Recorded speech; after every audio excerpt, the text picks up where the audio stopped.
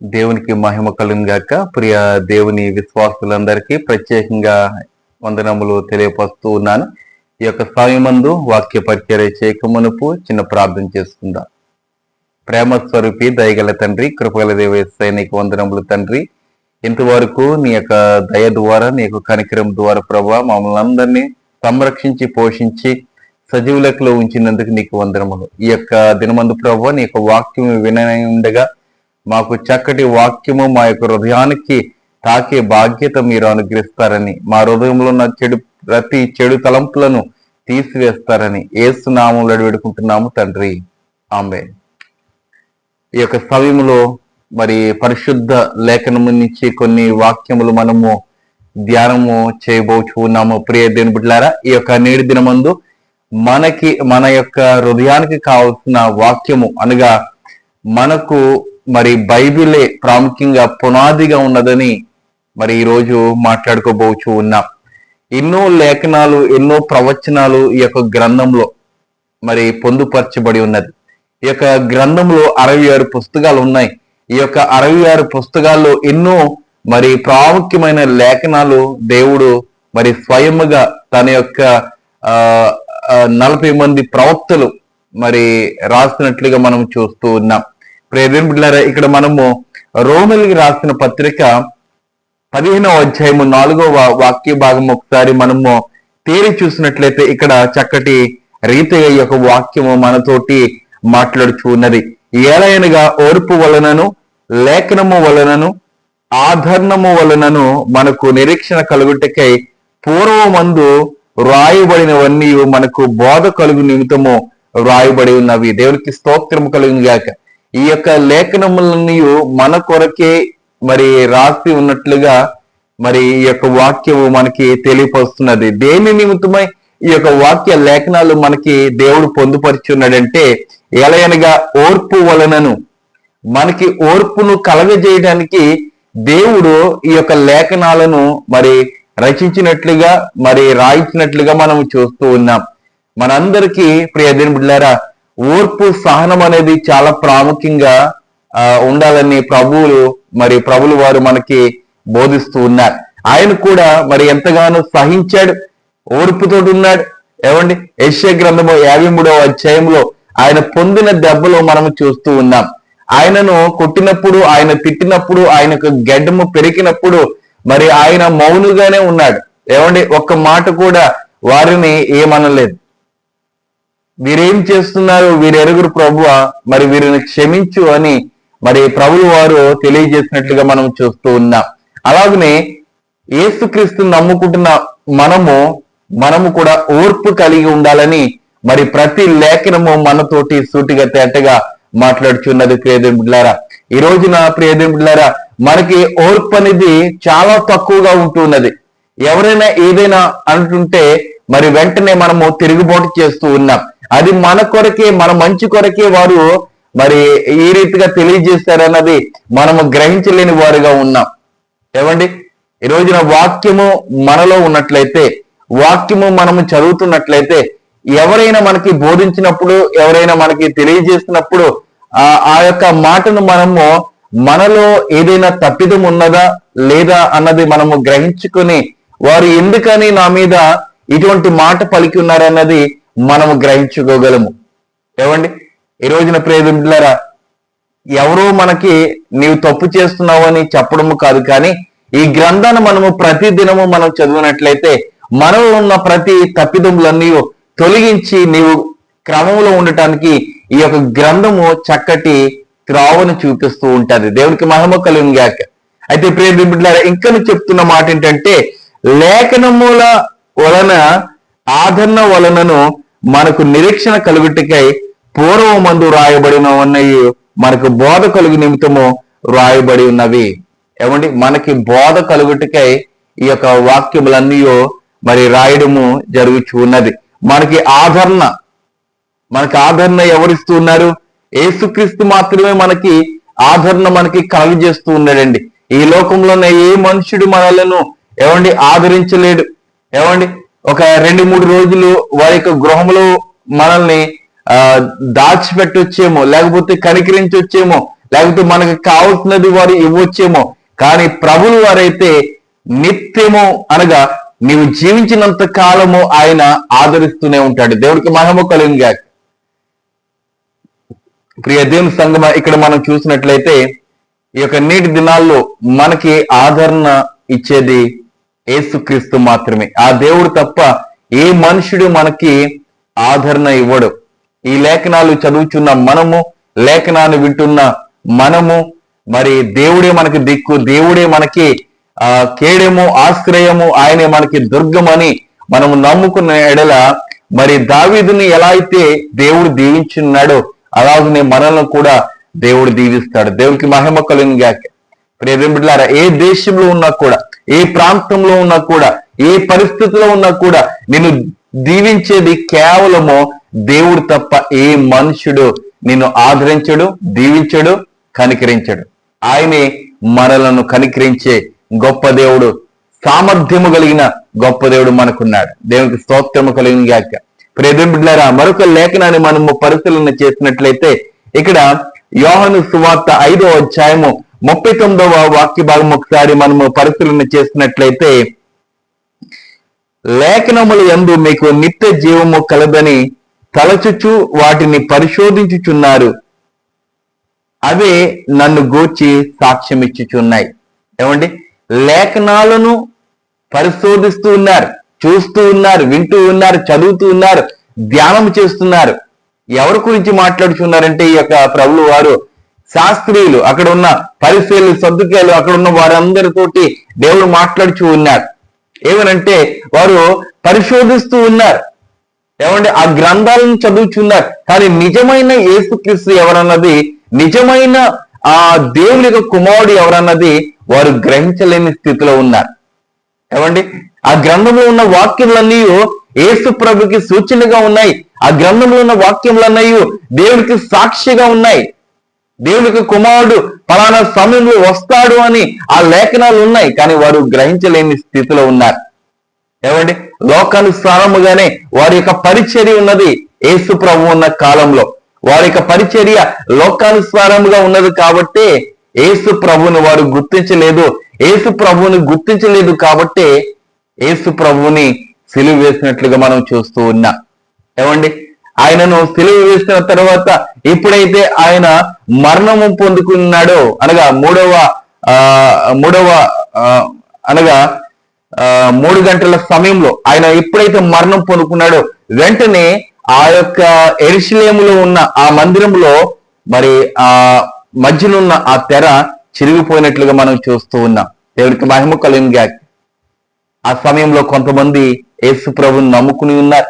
ఏమండి, ఆ సమయంలో కొంతమంది ఇంకను ఈ యొక్క మానవుడిని మేము శిక్షించిన కేవలము వారందరూ బోధకుడుగానే చూస్తున్నారు, కానీ అనగా ఒక పరిచారికుడుగానే చూస్తున్నారు, కానీ నిజమైన యేసుక్రీస్తు వలె వారు చూడలేరు.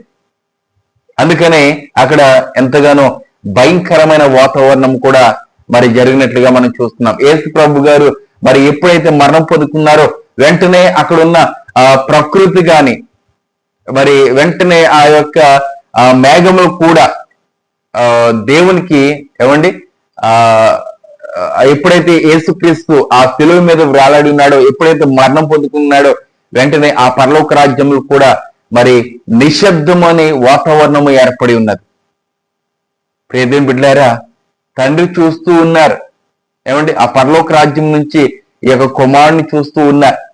చూస్తూ ఉన్నప్పుడు కూడా మరి తండ్రికి ఎంతగానో మరి బాధ కలిగినట్లుగా మనం చూస్తూ ఉన్నాం. అలాగనే ప్రియదేవుని బిడ్డలారా, కానీ ఈ యొక్క శాస్త్రులు ఉన్నారు చూడండి, ఈ పరిసరులు ఉన్నారు చూడండి, వారు మాత్రము నిజమైన యేసుక్రీస్తుని, నిజమైన దేవుని యొక్క కుమారుణ్ణి మేము సిలువ వేసి ఉన్నామన్నది వారు గ్రహించలేక వారు ఉన్నారు. ఆ మునుపటి వచనాలు కూడా మనం చూసుకున్నట్లయితే ప్రియ దేవుని సంగమా, అతడు ఏమండి మండుచున్న ప్రకాశించుచున్న దీపమై ఉండెను, మీరతని వెలుగులో ఉండి కొంతకాలము ఆనందించుటకు ఇష్టపడితిరి. అయితే యోహాను సాక్ష్యము కంటే నాకెక్కువైన సాక్ష్యము కలగదు. అదేమని నేను నెరవేర్చుటకై తండ్రి ఏ క్రియలను నాకు ఇచ్చి ఉన్నాడో నేను చేయుచున్న ఆ క్రియలే తండ్రి నన్ను పంపి ఉన్నాడని నన్ను గూర్చి సాక్ష్యం ఇచ్చుచున్నవి. దేవునికి మహిమ కలుగును గాక. యేసుక్రీస్తే తెలియజేసుకుంటూ ఉన్నాడు. మీరు చదువుతూ ఉన్నారు, మీరు శాస్త్రులు గ్రంథాలు చదువుతున్నారు. ఆ గ్రంథంలో ఉన్న వాక్యములన్నీ నా కొరకే ఇవి పొందుపరిచి ఉన్నవి, నా కొరకే ఇవి సాక్ష్యం ఇస్తూ ఉన్నాయని యేసు ప్రభు చెప్తూ ఉన్నారు. ఆయనను కూడా వారు గ్రహించలేని వారుగా ఉన్నారు. ప్రాముఖ్యంగా మరి యేసు ప్రభు ఏర్పాటు చేసుకున్న మరి శిష్యుల్లో ప్రాముఖ్యమైన వ్యక్తి ఒకరు ఉన్నారండి. ఎవరంటే ఫిలిప్పు. మరి యోహాను సువార్త 1వ అధ్యాయము 45వ వాక్య భాగంలో మనం చూస్తున్నట్లయితే ఇక్కడ ఫిలిప్పు దేవునికి సాక్షిగా ఉన్నాడు. దేవుడు ఎంతగా నమ్మి ఉన్నాడో మనము ఈ యొక్క వాక్యంలో మనం చూడగలము. ఇక్కడ 45వ వాక్యంలో ఫిలిప్పు నతానేయులను కనుగొని ధర్మశాస్త్రంలో మెషయు ప్రవక్తలను ఎవరిని గూర్చి వ్రాసిరో ఆయనను కనుగొంటిమి, ఆయన యేసేపు కుమారుడైన నజరేయుడగు యేసు అని అతనితో చెప్పాను. ఎవరు? ఈ యొక్క ఫిలిప్పు నతానేయులతో అంటూ ఉన్నాడు, మనం యేసుక్రీస్తుని కనుగొని ఉన్నాం. మరి యొక్క ధర్మశాస్త్రంలో ఉన్న మరి ఆ యొక్క యేసు ప్రభుని మనము కనుగొని ఉన్నాము. మన కొరకు మరి ఈ యొక్క దినాల్లో మన కొరకు ఆయన రక్తాన్ని కాలుస్తాడు, గొర్రె పిల్ల వలె ఆయన వస్తాడు అని ఈ యొక్క లేఖనాల్లో ఉన్నది కదా. ఆ లేఖనాలు మరి యేసు ప్రభులో ఉన్నాయి. యేసు ప్రభు మన మధ్యన ఉన్నాడని మరి ఆ యొక్క ఫిలిప్పు గ్రహించినట్లుగా మనం చూస్తూ ఉన్నాం. అలాగనే తర్వాత వాక్యంలో కూడా అందుకు నతానేయులు నజరేతులో నుండి మంచిదేదైనా రాగలదా అని అతన్ని అడుగగా వచ్చి చూడమని ఫిలిప్పు అతనితో అనేది. దేవునికి స్తోత్రము కలుగుగాక. ప్రియదేవుని బిడ్డలారా, యేసు ప్రభు నజరేతు అనే గ్రామంలో ఆయన జన్మినట్లుగా మనం చూస్తూ ఉన్నాం. అయితే ఆ యొక్క నజరేతులో మరి ఎంతగానో చెడు కార్యములు క్రియలు జరుగుతూ ఉంటాయి. అక్కడున్న మానవులు మంచివారు కాదు, దొంగవారు ఉన్నారు, వ్యభిచారులు ఉన్నారు, ఏమండి హాని చేసేవారు ఉన్నారు. అటువంటి ప్రదేశం నుంచి ఇటువంటి మంచి వ్యక్తి అనగా యేసు ప్రభు అనే వ్యక్తి ఆ ప్రాంతం నుంచి రాగలడా అనే ఒక ఆలోచన మరి ఫిలిప్పు అంటూ ఉన్నాడు నతానేయులు. అయితే వచ్చి చూడుము యేసు ప్రభు ఎలాంటి వాడో నీవు గ్రహించగలవు, వచ్చి చూడుము, అతను ఎటువంటి అద్భుత కార్యములు చేస్తున్నాడో వచ్చి చూడుము అని నతానేయులకి మరి తెలియచేస్తూ ఉన్నారు. తెలియని వారికి మనము దేవుని యొక్క వాక్యము బోధించాలి, తెలియని వారికి మనము తెలియజేయాలి వాక్యము. ఈ రోజున మనకి వాక్యము తెలియటం లేదు, ఇతరులకు మనము ఎలాగున బోధించగలము. దేవుడు చక్కటి శక్తిని ఇచ్చాడండి మనకి. దేవుడు మనకి చక్కటి జ్ఞానం ఇచ్చున్నాడు, చక్కటి ఊపిరినిచ్చున్నాడు, చక్కటి ఆయుష్నిచ్చున్నాడు. కానీ మనము దేవుని యొక్క వాక్యము బోధించలేని మరి అసమర్థులుగా మనము ఉంటూ ఉన్నాం. నిజమైన వాక్యాన్ని మరి నిజమైన దేవుడు మనము ఈ లోకానికి ప్రకటన చేయాలి. చాలా మంది అంటున్న మాట ఏంటంటే, ప్రియ దేవుని బిడ్డలారా, నీ దేవుడు నిజమైన దేవుడైతే ఎందుకని నా దేవుడు నిజమైన దేవుడు, ఎందుకని నిజమైన దేవుడని నీ బోధిస్తున్నావు అని అడుగుతూ ఉన్నారు. అవును, మన దేవుడు నిజమైన దేవుడు కాబట్టే మనం బోధిస్తూ ఉన్నాం. ఏమండి, మనకున్నది ఏకైక ఒకే ఒక దేవుడు. కొన్ని కోట్ల మంది దేవుళ్ళు లేరండి మనకి. ఒకే ఒక దేవుడు, ఆయనే యేసు ప్రభువు. ఆయనే మన యొక్క రక్షకుడు, మన యొక్క పాపములన్నీ మోసుకునేవాడు ఆయన మాత్రమే. ఆయన తప్ప ఈ యొక్క లోకాన్ని రక్షించే ఏ నాథుడు, ఏ దేవుడును లేడు. వాక్యాలే మనకి తేట తెల్లగా కనపడుచు ఉన్నాయి కనుక వాక్యాన్ని మనము చదువుదాము, వాక్యాన్ని మనము ఏమండి క్షుణ్ణముగా పరిశీలిద్దాము. క్షుణ్ణముగా పరిశీలించిన తర్వాత పరిశుద్ధాత్మ దేవుడు మనకు సహాయం చేస్తాడు. వాక్యములో ఎలా ఉండాలి, ఏమండి వాక్యంలో ఎలా ఉండాలి, వాక్యాన్ని ఏ రీతిగా బోధించాలన్నది పరిశుద్ధాత్మ దేవుడు మనకి తెలియజేస్తాడండి. మనం దేవుని యొక్క వాక్యాన్ని మనము ధ్యానము చేసినట్లయితే. ప్రియ దేవుని బిడ్డలారా, దేవుని యొక్క వాక్యము నిర్లక్ష్యము చేస్తూ ఉన్నావా? దేవుని యొక్క వాక్యము నిర్లక్ష్యము చేసినట్లయితే దేవుడు కూడా మనలను నిర్లక్ష్యం చేస్తాడు. ఆయన నిర్లక్ష్యం చేస్తున్నాడంటే ఒక్క క్షణము కూడా మనము బ్రతకలేము.